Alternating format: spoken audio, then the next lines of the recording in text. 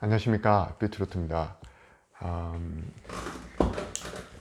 인프라스트럭처 코너에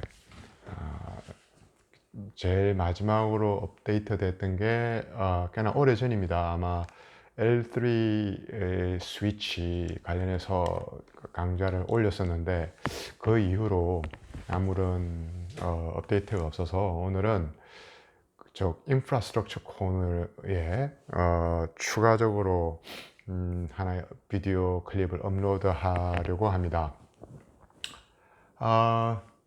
추석이 지금 추석 연휴 기간이죠, 한국에서는. 여기는 사실 뭐 추석 분위기가 전혀 없습니다. 그냥 평일이고 오늘은 또 그 연휴에, 그러니까 여기는 없으니까 토요일, 일요일 그냥 공휴일에 지나지 않거든요. 그간 뭐 많은 일들이 있었는데 또 이게 본래 그 테크니컬 비디오 클립이 본래 보니까 인기가 없더라고요, 다들. 근데 그럼에도 불구하고 또 비디오 클립 제가 올린 업로드를 보시고 업로드된 그 비디오 내용을 보시고 또 좋아하시는 분도 있고 도움이 됐다라는 말씀하시는 분들이 있어서, 한편으로는 제가 가진 그 알량한 지식이 도움이 됐다 싶어서 내심 기쁘기도 하고, 또 원래 이게 제가 이 유튜브를 시작하게 된 이유가 제가 자영업자거든요. 어떻게 하면 좀 더 이 마케팅을 잘할까 해서 시작을 했던 거였습니다. 제가 이렇게 이런 이론적인 내용을 녹화를 한다고 해서 왜 실무적인 이야기를 안 해주느냐라고 말씀해 주시는 분도 제가 봤었는데, 그런 실무적인 내용은 뭐 아마 일하시는 분들이 더 필요로 하신 내용일 것 같고, 제 페이스북에 친추라 그러죠. 친구로 저기 친구 초청을 하시면 제가 거기에서 어떠한 일들이 있었는지를 구체적으로 실제로 방문해서 어떤 일들을 했는지를 대충이나마 좀 적어 놨습니다. 그렇기 때문에 실무적인 내용은 그쪽을 좀 더 참고하시는 게 맞을 것 같고요. 따로 이 비디오 클립 밑에다가 그 내용을 적어 놓도록 하겠습니다. 제 페이스북, 비트루트 페이스북을 넣도록 하겠습니다. 이것도 얼마 전에 왜 제가 갑자기 디폴트 게이트웨이를 꼭 설명을 해야 되겠다라고 생각했던 이유가, 어, 일반 고객들 입장에서 이렇게 라우터를 많이 설치하는 경우가 없어요, 사실은. 기껏해야 홈 게이트웨이나 뭐 사무실에 오피스 게이트웨이 같은 걸 써서 인터넷 연결하는 거에 지나지 않기 때문에 보통 라우터가 한 개밖에 없죠. 그런데 그러다 보니까 왜 디폴트 게이트웨이를 써야 되는지, 그럼 디폴트 게이트웨이가 의미가 뭔지 흔히들은 알고는 계신데 구체적으로 이게 어떠한 용도로 쓰이는지를 다들 모르시더라고요. 그래서 보면은 디폴트 게이트웨이 세팅이 제대로 안 돼 있어 가지고 네트워크 연결이 안 되는 경우가 허다합니다. 그 TCP IP 관련해서 실제로 애플리케이션들이 통신 애플리케이션들이 TCP를 혹은 UDP를 어떤 식으로 사용하는지에 대해서 자세한 설명은 제가 TCP IP를 삶아먹지 않은 코너에서 자세히 제가 설명해 놨습니다. 그것도 아직까지 끝마치지를 못했는데요. 계속 그 부분대로 또 진행을 해 나가도록 하겠습니다. 디폴트 게이트웨이라면 디폴트가 뭐죠? 사실은 디폴트라는 게 굉장히 부정적인 의미입니다. 디폴트가 뭐 예를 들면 파이낸스나 뭐 재정 부분에서 자기가 진 빚을 못 갚았을 때 결국 파산이죠, 파산. fail입니다. 그 fail의 의미인데, fail 했을 때를 디폴트라 그럽니다. 뭐 by default라 그러면 뭐 기본적으로 뭐 이런 식으로 이야기를 많이 하는데, 사실은 디폴트 때문에 자기가 어떻게 할 수가 없다는 얘기입니다. 그럼 디폴트 게이트웨이라는 것은 그러한 경우의 탈출구입니다. 탈출구. 그래서 예를 들자면 여기 이게 전형적인 이게 한 커스터머의 네트워크입니다. 이게 요게 이제 오피스 게이트웨이라고 보시면 되고, 이게 사무실이라고 보시면 됩니다. 근데 이쪽은 데이터 스위치입니다. 이건 데이터 스위치고, 이것도 데이터 스위치입니다. 그리고 여기는 현재 보이스, 제가 IP4를 이렇게 연결해놨지만 그냥 컴퓨터라고 생각하시면 되고, 여기에 해당하는 보이스 스위치는 여기에 연결 안 되어 있습니다. 뭐 SBC나 그런 것들은 여기에 연결을 안 시켜놨습니다. 그거는 따로 그 보이스 오브 IP 코너 있죠. 그쪽에서 따로 또 설명을 해 나갈 참입니다. 여기서 이제 디폴트 게이트웨이라는 게 의미가 뭐냐면, 요 PC 이제 그 IP 버전 4는 이렇게 4개로 구성이 되어 있죠. 예를 들자면 가장 우리가 잘 알고 있는 것들이 이제 흔히 많이 쓰신 것들 192.168점 네트워크 아닙니까? 0. 뭐 얼마든 1. 얼마든 간에 그게 24 네트워크이죠. 마지막에 255가 되니까 결국에는 마지막에 약 250, 제일 처음 거는 네트워크를 의미하거든요. 끝에 거는 이제 그 브로드캐스트를 의미를 하기 때문에 1부터 254개의 호스트를 달 수 있는 네트워크이죠. 이 10은 뭐냐면, 이것도 대표적인 그 사설 IP, 프라이빗 네트워크를 위한 IP 어드레스죠. 이거 말고도 172 네트워크 있습니다. 172, 16 네트워크 있고, 그 다음에 10.A 클래스에서는 10.0, 이게 대표적인 그 프라이빗 IP 어드레스 레이어인데, 요것들이 실제로 인터넷에서 이제 사업자로 쪽으로 나가면 못 나가느냐? 나갈 수는 있습니다. 나갈 수 있는데, 이거는 우리가 그냥 스탠다드로 이거라고 사용을 했기 때문에, 그 인터넷 서비스 프로바이더 쪽에서는 그 액세스 리스트, 그러니까 리스트릭션이죠. 리스트릭션에 반드시 요 프라이빗 IP 어드레스를 통과 못 시키도록 딱 막고 있습니다. 그래서 어차피 요거는 지금 그 프라이빗 IP 어드레스 밖에 쓸 수가 없어요. 이건 세계 공통입니다. 세계 공통. 그래서 그런 부분을 감안하시고, 현재는 그래서 여기 NAT라고 제가 해놨는데, 이거는 NAT를 지금 무시하자고요. 지금 현재 설명드릴 때는 NAT를 없다고 가정을 하고, 그러면 예를 들자면 192.168.0.29, 192.168.0.3이지 않습니까? 그럼 요 PC가 요 PC와 커넥션을 맺을 때는 어떻게 하겠습니까? 디폴트 게이트웨이를 필요 없죠.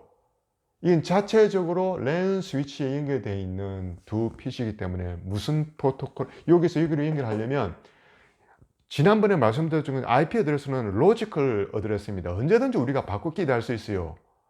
근데 쉽게 말하면 이게 3이 되고 이게 2로 세팅을 할 수 있죠. 얼마든 세팅을 바꿀 수 있지 않습니까? 그죠? 만약에 이쪽에서 이쪽으로 커넥션을 맺으려고 그러면은 내가 요놈의 IP 어드레스가 뭔지를 알아야 되겠죠. 그죠? 요 세팅되어 있으니까 요놈의 그 피지컬 어드레스, 다시 말해서 랜 카드의 어드레스가, 맥 어드레스가 뭔지를 알아야 되겠죠. 그래서 ARP라는 프로토콜을 써서 요놈의 맥 어드레스가 뭔지를 묻고 바로 레이어 2의 램 프레임을 이용해서, 이더넷 프레임을 이용해서 바로 보낼 수가 있습니다. 문제 없죠. 여기까지 문제 없죠. 그런데 그러니까 여기서 요 PC가 이 네트워크에 소속된 192.168.0. 얼마 얼마에 대해서는 얼마든지 자기가 커넥션이 가능한 거죠. 네트워크 연결이 가능한데, 문제는 예를 들자면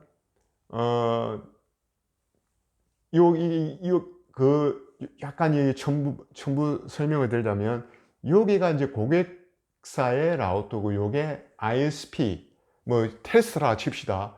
텔스트라의 ISP 라우터입니다. 그러면 요 ISP에 많은 커스터머 라우터들이 C1, C2, CN까지 라우터들이 여기 ISP 라우터에 PPP 연결이 커넥션이 되겠죠. 그죠? 여기 예를 체스우드라는 그 텔스트라 국사라고 봅시다. 그러면 이 라우터인데 여기서 요 시리얼 네트워크는 뭐 여기가 책정합니다. 텔스트라가 책정을 하죠. 그런데 30 네트워크예요. 이게 호스트 포인트 하나, 포인트 둘이니까 네트워크의 제일 처음은 언제든지 그 네트워크 자체를 의미하고 끝은 브로드캐스트라 그랬지 않습니까? 그래서 30 네트워크는 두 개밖에 못 써요. 호스트 연결은. 그래서 이게 만약에 4 네트워크이다 그러면은 5를 여기나 아니면 여기 6 뭐 바꿔서 연결하기도 하고요. 그리고 7은 브로드캐스트가 되겠죠. 그러니까 4 자체는 네트워크를 의미하니까요. 그죠? 그럼 이것도 마찬가지겠죠. 예를 들면 여기는 체수도 텔스트라의 체수도 국사가 어사인하기 나름이지만 뭐 대부분 다 213, 16, 174, 4 다음에 뭡니까? 8이죠. 8 네트워크를 여기 연결하고 이거는 12 네트워크를 연결하고 그렇게 순차적으로 IP 어드레스를 어사인합니다. 그렇게 네트워크를 디자인을 하죠. 왜 그러냐면 이유는 이건 약간 좀 어려운 문제이긴 한데 그걸 루트 애그리게이션이라 그러거든요.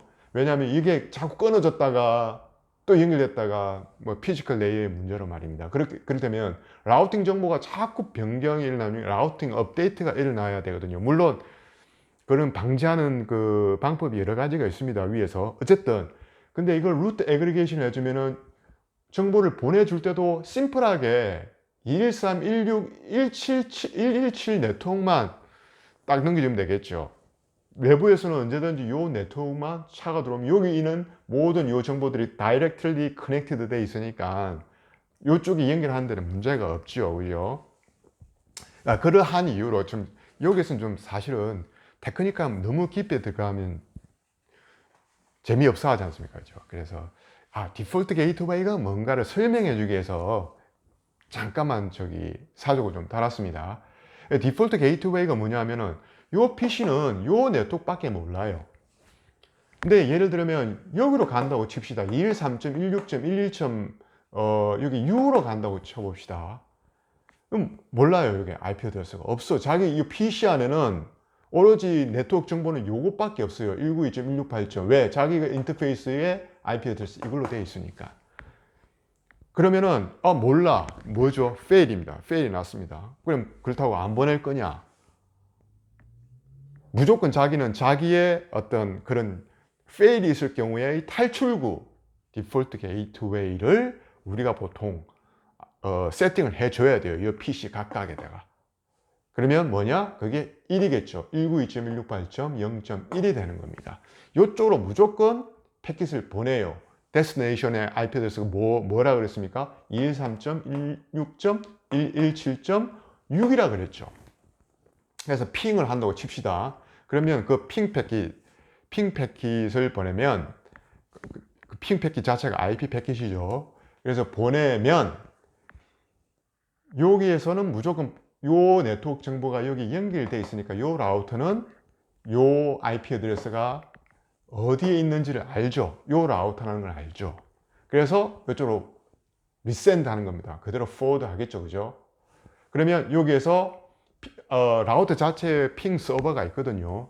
핑 서버이기 때문에 그러니까 사실 ICMP 프로토콜 이름은 ICMP죠. 핑은 애플리케이션 이름입니다. ICMP 리플라이를 보내줘요. 다시 이렇게.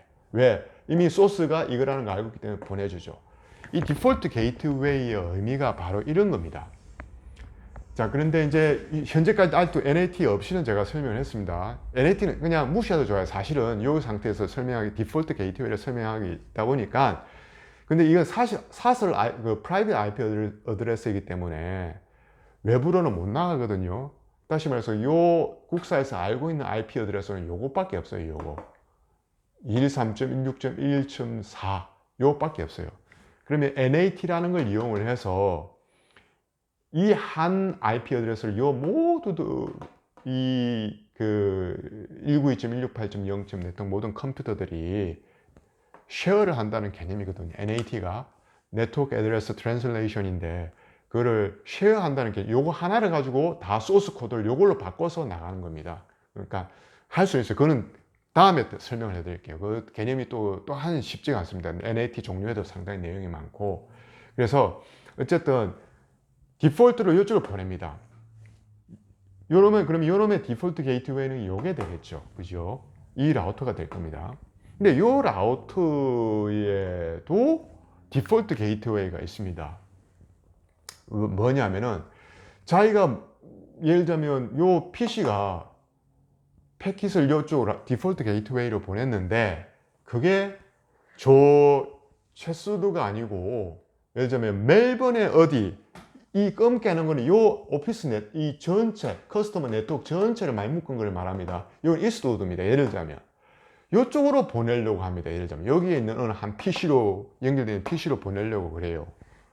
그러면은 요 라우터는 지가 알고 있는 정보가 자기 밑에 거 밖에 없어요. 사실은 없어요. 왜? 여기 오피스 라우터니까 그죠?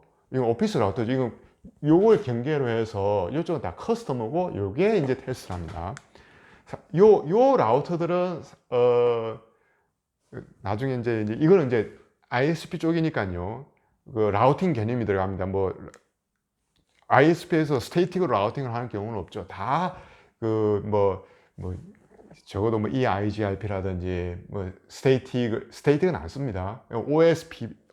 OSPF라든지 그 다음에 이 BGP는 나중에 이제 OSPF나 BGP는 다음에 이제 라우팅에 계속 이제 가면서 이제 설명을 해드릴 텐데 어쨌든 요 라우터들은 모든 이런 네트워크 다른 쪽에 자기에게 연결되어 있는 네트워크 정보가 무엇이며 그거를 알고 있고 또 다른 편에다가 넘겨줘요 다.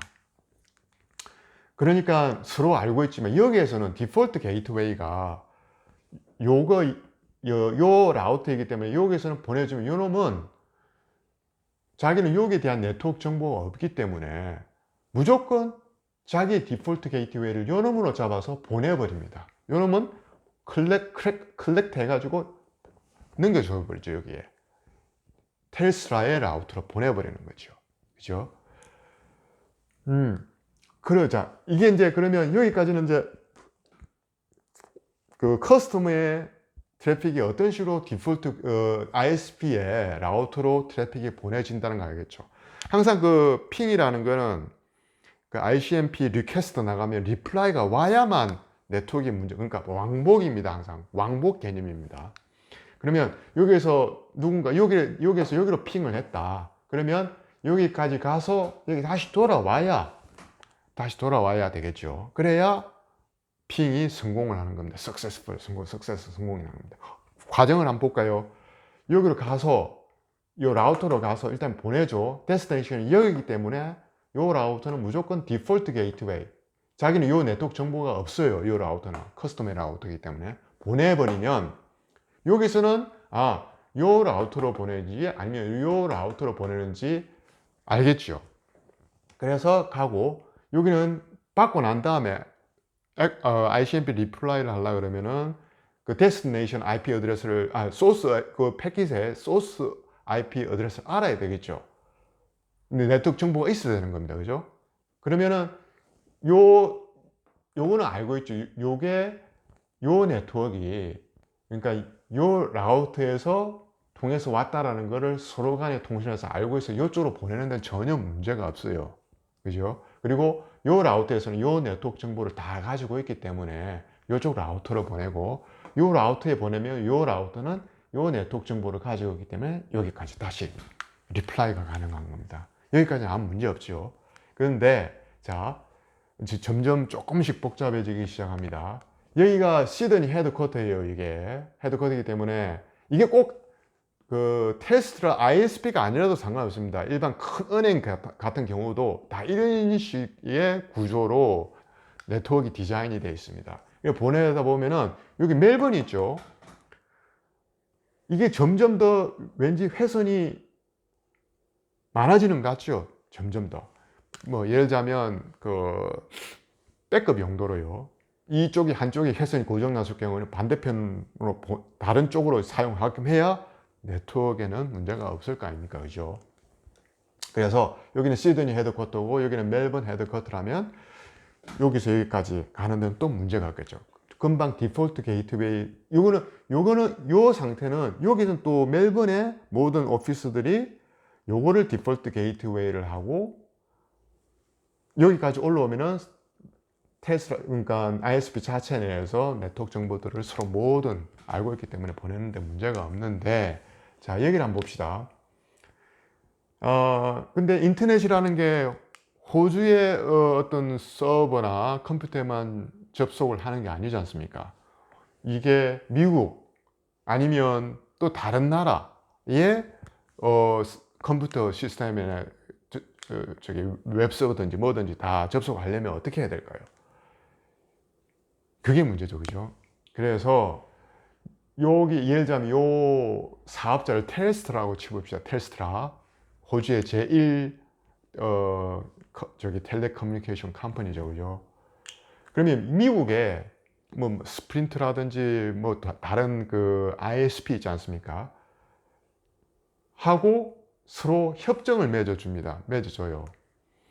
그런데 이제 그 개념에서는 이제 다 나중에 이제 BGP가 이제 사용이 되거든요. 그거는 좀 어려운 문제이기 때문에 조금 다음에 설명을 드리기로 하고, 어쨌든 이게 보통 사업자 간끼리는 요 그 회선 비용을 딱 절반으로 원래는 합니다. 그 사업자, 비슷한 어떤 능력의 사업자는. 그런데 한국이든 뭐 호주든 간에 미국에 연결할 때는 이 회선 전체를 달고 싶어, 제발 좀 우리 회선 좀 연결해 주세요, 그쪽에 이렇게 달고 싶어요, 뭐 이런 식으로 요구를 하는 사람은 요 회선 비용을 사실은 다 감당을 해요. 요 고래 보이십니까? 고래, 요게 바다 밑에 그 광 케이블들입니다, 이게. 그래서 미국 입장에서는 그래 뭐 인터넷이니까 뭐 서로 연결해 주지. 근데 요 비용은 네가 내라. 대신에 뭐 우리 서로 트래픽 왔다 갔다 하는 거 아니냐, 이래 줘야 되는 거죠. 그래서 예를 들어 또 다른 하나, 만약에 이쪽 미국의 트래픽이 호주로 많이 가고 호주의 트래픽은 미국으로 별로 안 간다, 그러면은 미국 입장에서는 우리는 너 별 필요 없어, 너 없어도 우리 잘해. 그럼 호주에서는 아이고 우리는 저기 미국의 트래픽, 미국의 어떤 정보를 많이 필요로 하는데요, 우리가 이거 낼게요. 자동적으로 이렇게 되는 겁니다. 그래서 심지어 이런 그 사업자 간에도 평등한 관계가 유지가 안 돼요. 돈을 지불할 때, 돈을 계산할 때도. 그러면 자, 여기에서 봅시다. 자기가 이제 예를 들면 미국, 예를 들면 영국, 뭐 사실 영국도 바로 연결되어 있거든요. 그런데 만약에 영국이 아니라 저 어디라고 칠까요? 저 아르헨티나라고 칩시다. 그러면 예를 들자면 여기에서 아르헨티나하고 바로 연결되는 회선이 없어요. 그러면 어떻게 해야 될까요?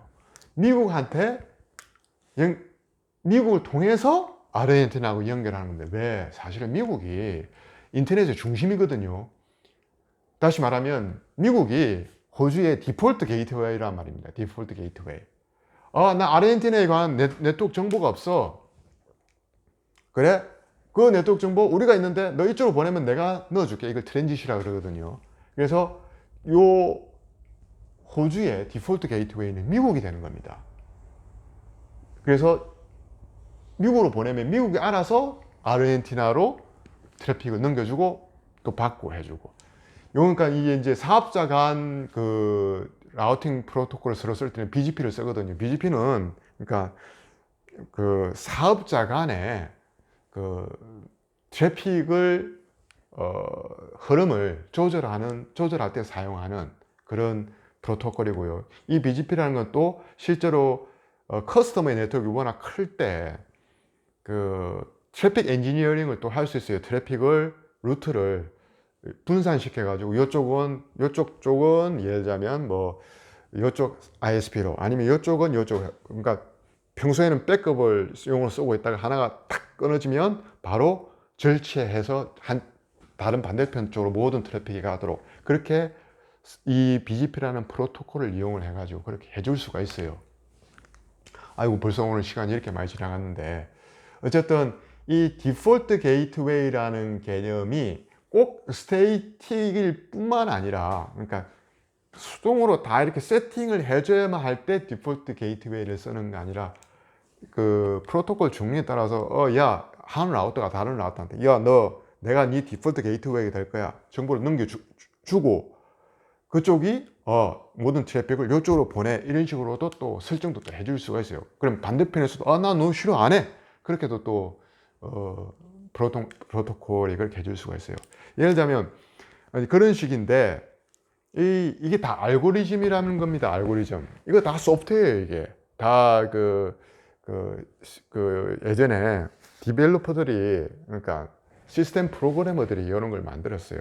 이 가장 기본적인 게 왜 이산수학의 그래프라는 내용이 나옵니다. 그래프에 관련된 알고리즘이 있거든요.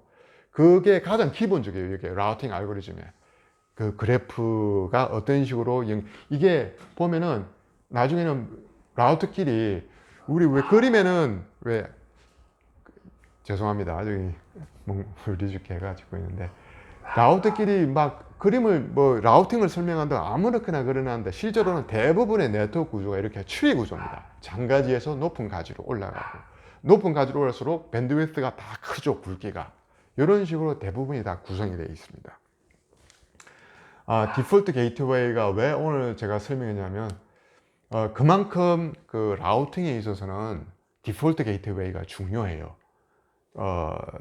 디폴트 게이트웨이 없이 사용한다, 그런 건 사실은 없어요. 그러니까 디폴트 페일이 반드시 나쁜 건 아닙니다. 왜 우리 그 코딩에서도 스위치 구문 쓰면 반드시 그 맨 마지막에 디폴트 쓰는 경우가 대부분이지 않습니까? 그죠? 예. 그런 것처럼 디폴트가 있어도 디폴트 게이트웨이 게이트웨이를 통해서 트래픽을 내보낼 수 있는 방법이 반드시 있기 때문에, 자기 네트워크만 알아도 세상 모든 것과 통신은 다 된다, 이 말이거든요. 디폴트 게이트웨이가 그런 의미이기 때문에, 요것만 개념만, 디폴트 게이트웨이에 대한 개념만 잘 알아도 충분히 자기 오피스에 대한 기본적인 트러블 슈팅은 가능하다고 저는 생각을 합니다. 오늘은 간단하게 디폴트 게이트웨이에 대해서는 대한 설명이었고요. 앞서 제가 말씀드렸던 것처럼 이렇게 실제적으로 이런 지식을 가지고 실제적으로 실무에 적용하는 거는 제가 또 여기 아래에 적어 놓겠습니다. 거기 제 페이스북 계정에 가보면 그러한 내용이 있으니까 저한테 그 친구 추천을 해주세요. 그걸 초청하면 제가 연결하면 거기에 대한 자세한 내용들을 볼 수가 있습니다. 저 페북 친구 없어요, 별로. 친구 좀 많이 해주세요. 제가 이런 그 알고리즘이라든지 이런 게 참 재밌거든요. 코딩 하기는 힘들어요, 사실. 저도 코딩은 실력이 너무 떨어져 가지고. 근데 재밌어요. 알고리즘 자체가 재밌어요. 이게 컴퓨터 공학과나 예전 우리는 저기 컴퓨터 사이언스라고 그랬거든요. 그런 쪽에 보면은 기본적으로 이산수학에서 막 그래프라든지 알고리즘, 뭐 데이터 자료구조와 알고리즘 떼놓을 수가 없거든요. 그런데 보통 사람들이 모든 링크드 리스트, 뭡니까 그거, 노드 해가지고 그 링크드 리스트, 그 다음에 스택, 그 다음에 큐, 이런 것만 데이터 구조라고 생각하는데, 실제로는 이게 알고리즘에 분명히 그래프라는 부분이 사실 이런 거에 가장 기본적인 그 내용으로 기본적인 부분만 거의 설명이 되어 있죠. 이거를 구현을 하려고 그러면은 진짜 어렵습니다. 스테이트 머신까지도 다 들어야 되거든요. 아마 이 라우팅 프로토콜의 스테이트 머신을 굉장히 많이 쓸 겁니다. 굉장히 그 구현을 하는 데 있어서 스테이트 머신 다 이게 컴퓨터 관련된 거죠. 이 라우터가 말씀드렸다시피 컴퓨터 아닙니까, 그죠? 그래서 관심이 많은 분들은 그러한 부분을 알고리즘이죠. 데이터 구조나 알고리즘, 그런 부분을 많이 아시면, 심지어 자기 컴퓨터에도 하나의 클래스로 만들 수 있어요, 이 자체를. 그게 가능한지 모르겠습니다. 아직 그거는 보지는 못했어요. 제가 많이 소스를 뒤져봤는데도 그런 건 못 봤거든요. 근데 클래스로 만들어서 클래스 디자인 잘 해가지고 간편하게 쓸 수도 있죠. C#이나 이런 데도 보니까 저는 사실은 뭐 C샵 그런 OOP 쪽은 잘 모르지만 C나 C 뿔뿔 정도 그 정도는 이제 읽는 정도, 그러니까 분석하는 정도로만 좀 알고 있는데, 이게 또 많이 소프트웨어 코딩 쪽을 알고 있으면 재밌는 점이, 제가 이전에 그 컨퍼런싱 서비스 회사에서 근무할 때 이런 컨퍼런싱 서버들을 이제 메인테넌스를 하면 반드시 꼭 매번 데일리를 해줘야 되는 게, 이놈이 살아있나 죽어있나를 계속 체크를 해야 되는 경우가 있는데, 그거 귀찮은 일이거든요. 매번 매일매일 그 한 번씩 꼭 핑을 해봐야 돼요. 이게 살아있나 죽어있나. 근데 예를 들면 코딩으로 간단하거든요.